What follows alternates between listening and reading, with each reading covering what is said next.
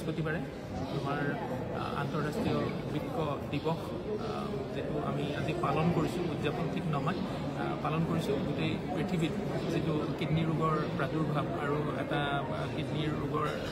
ব্যাপক যেটো কিডনি ৰোগ আমি দেখা পাইছোঁ আৰু তাৰ কাৰণে গোটেই পৃথিৱীখনে এতিয়া এটা ভয়ংকৰ বিপদৰ ফালে আগবাঢ়ি গৈ আছে আৰু যেটো খুব কম বয়সত ডায়েবেটিছ ব্লাড প্ৰেছাৰ আদি এনেধৰণৰ বেমাৰবিলাক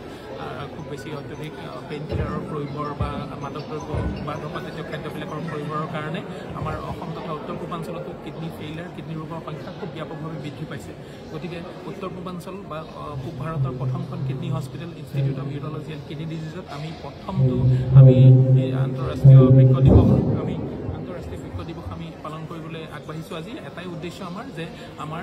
গোটেই জনসাধাৰণৰ মাজত এটা সচেতনতা সজাগতা অনাৰ উদ্দেশ্যে যে সকলোৱে আমাৰ কিডনিকেইটা যাতে সুস্থ সবল হৈ থাকে তাৰ কাৰণে আমি চেষ্টা কৰিব লাগে আৰু মাদক দ্ৰব্য আদি পৰিহাৰ কৰিব লাগে আমি শাৰীৰিক ব্যায়াম আদিৰ প্ৰতি লক্ষ্য ৰাখিব লাগে আৰু মাজে মাজে আমাৰ স্বাস্থ্য পৰীক্ষা কৰি পেলাই যদি কিবা কাৰণে কিডনিৰ বেমাৰ হৈছেও তাক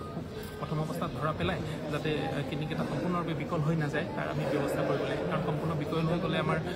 পদ্মশ্ৰী চহৰীয়া ছাৰ ডাঙৰীয়াই কৈছে যে ডায়েলাইচিছ বা বৃক্ক সংৰোপণ আদি বহুত দীঘলীয়া প্ৰচেষ্টা বহুত কষ্ট ব্যয়বহুল হয় গতিকে চবৰ কাৰণে সেইটো সম্ভৱো নহয় যদিও চৰকাৰৰ বিভিন্ন জনমুখী আঁচনিত আজিকালি চৰকাৰে বহুত সহায় কৰিছে ৰোগীসকলক কিন্তু এই ধৰণৰ বেমাৰবিলাকৰ পৰা যাতে ৰোগীসকল বাচি থাকিব পাৰে কিডনি যাতে বিকল নহয় তাৰ কাৰণে আমি ৰাতিপুৱা এটা সজাগতা আমি এটা ৱাকাথলন আমি এটা আয়োজন কৰিছিলোঁ সেইটো ইতিমধ্যে সমাপ্ত হৈছে আৰু আমাৰ এতিয়া কিডনিৰ যিটো প্ৰগ্ৰেমৰ কাৰণে আমাৰ পদ্মশ্ৰী সৰ্বশ্ৰেষ্ঠ চহৰীয়া ছাৰ আহিছে আৰু বাংলাদেশৰ উচ্চায়ুক্ত ৰুহুল আমিন ডাঙৰীয়া তেখেত আহিছে আমাৰ ডিব্ৰুগড় মেডিকেল কলেজৰ প্ৰিন্সিপাল তথা আমাৰ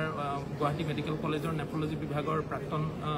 আমাৰ হেড মুৰব্বী অধ্যাপকা আমাৰ নন্দিতা চৌধুৰী মেডামো আহিছে গতিকে সকলোৱে তেওঁলোকৰ বক্তব্যৰ মাজেদি এই কিডনি ৰোগৰ সজাগতা সৃষ্টিৰ উদ্দেশ্যে তেওঁলোকৰ বক্তব্য ৰাখিব নমস্কাৰ